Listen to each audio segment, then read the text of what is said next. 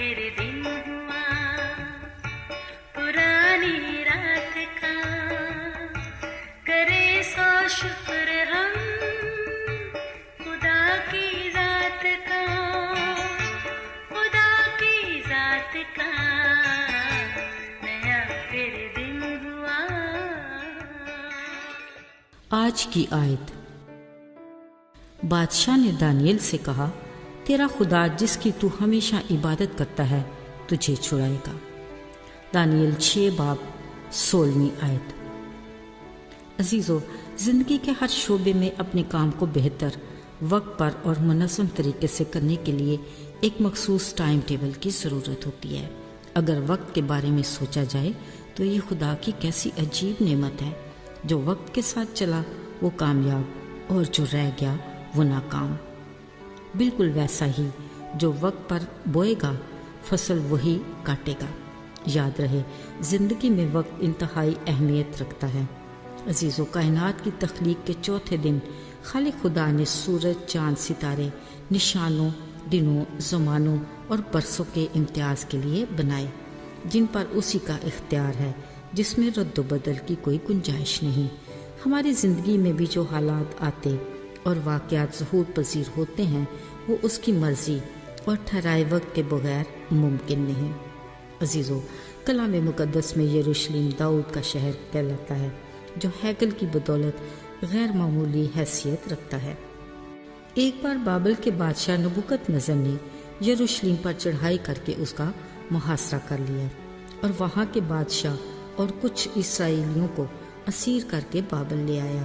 اس کے ساتھ اس نے خدا کے گھر کے ظروف پی لیے اور اسے اپنے بت خانہ میں جمع کر لیے۔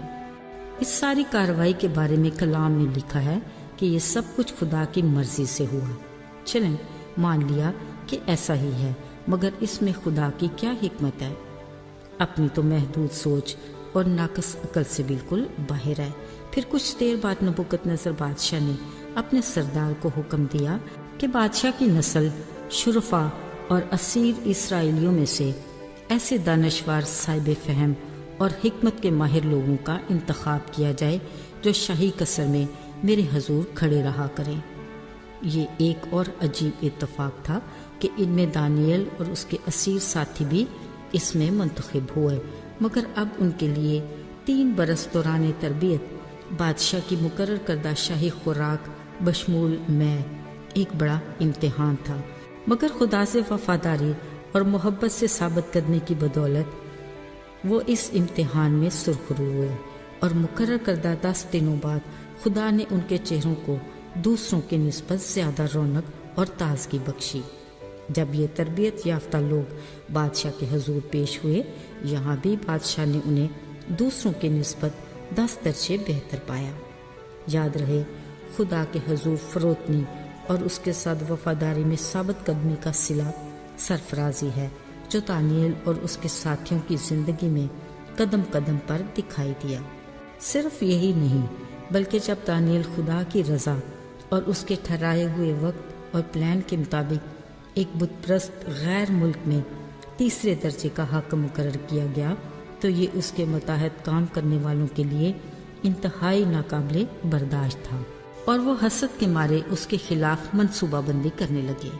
ان حاسدوں کو اس بات کا تو کامل یقین تھا کہ وہ اپنے خدا کی شریعت کے سوا کسی اور بات میں قصوروار نہیں ٹھہر سکتا، لہٰذا انہوں نے بڑی ہوشیاری اور مکاری سے فرمان پاس کروایا کہ 30 روز تک کوئی شخص بادشاہ کے سوا کسی اور سے درخواست یعنی دعا بندگی نہیں کر سکتا، نہیں تو سزا بھوکے شیروں کی ماند ہوگی۔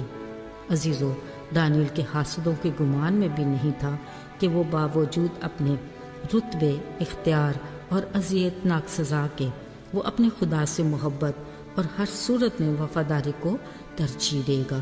وہ حسب معمول دن میں 3 بار اپنی کوٹھڑی میں جا کر خدا کے حضور گھٹنے ٹیک کر دعا اور شکر گزاری میں مصروف رہتا۔ اسی گھات میں بیٹھے حاسد لوگ دانیل کو سزا دلوانے میں کامیاب ہو گئے۔ عزیزو، ملک کے تیسرے درجے کے حاکم دانیل کا شیروں کی ماند میں ڈالا جانا لوگوں کے لیے حیران کن اور بادشاہ کے لیے پریشان کن تھا۔ اگلے روز صبح سویرے بادشاہ نے شیروں کی ماند کے پاس جا کر دانیل کو پکار کر کہا، زندہ خدا کے بندے، کیا جس کی تم ہمیشہ عبادت کرتے ہو قادر ہوا کہ تمہیں شیروں سے بچائے؟ پھر جب رات بھر بھوکے شیروں کی ماند میں پڑے دانیل کا جواب آیا کہ میرے خدا نے شیروں کے منہ بند کر دیے تھے کیونکہ میں بے گناہ ہوں، اور اے بادشاہ میں تیرے حضور بھی بے خطا ہوں۔ یہ سن کر بادشاہ نہایت شادمان ہوا اور حاسدوں کو ان کے گھرانوں سمیت بھوکے شیروں کی ماند میں ڈال دیا گیا اور وہ نشان عبرت بنے۔ عزیزو، جہاں دانیل نے اپنی زندگی کے مشکل وقت میں خدا سے محبت اور وفاداری کو نبھایا، وہاں زندہ خدا نے بھی اپنے بندے کے ساتھ ہمیشہ رہنے کے وعدے کو پورا کیا، جو نہ صرف بت پرست بادشاہ کی زندگی کو مکمل طور پر تبدیل کرنے کا باعث بنا، بلکہ خدا نے اپنے مقررہ وقت پر اور منصوبہ بندی کے تحت ایک پورے ملک میں بتوں کو توڑ کر بت پرستی کی فضا کو اپنے نام کی قدرت سے بدل ڈالا۔ اسی پل بادشاہ نے فرمان جاری کیا کہ میری مملکت کے ہر صوبے کے لوگ دانیل کے خدا کے حضور ترساں اور لرزاں ہوں۔ وہی زندہ خدا ہے جو ہمیشہ قائم رہنے والا ہے۔ عزیزو، یوں بت پرست سوال پذیر ہوئے اور خدا کے لوگ فتح مند۔ یاد رہے، خدا کے ساتھ وفاداری کا بڑا اجر ہے۔ جب ہم اس سے وفاداری کرتے ہیں تو ہمیں کسی بڑے کام کے لیے استعمال کرتا ہے۔ یہ وہ وقت ہوتا ہے جب ہمیں اس پر کامل بھروسہ کرنا ہے، بے شک ہم کیسے ہی دکھوں، مصیبتوں اور آزمائشوں سے گزریں۔ خاطر جمع رکھیں کہ کچھ بھی ہو، اس قادر خدا کے اختیار سے کوئی بھی چیز باہر نہیں۔ آئیے دعا کریں۔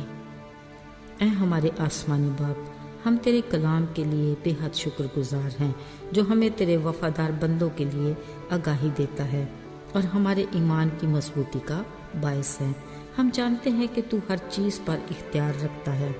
ہماری زندگی کو بھی اپنے اسی اختیار کے تابع رکھ۔ یسوع کے نام میں آمین۔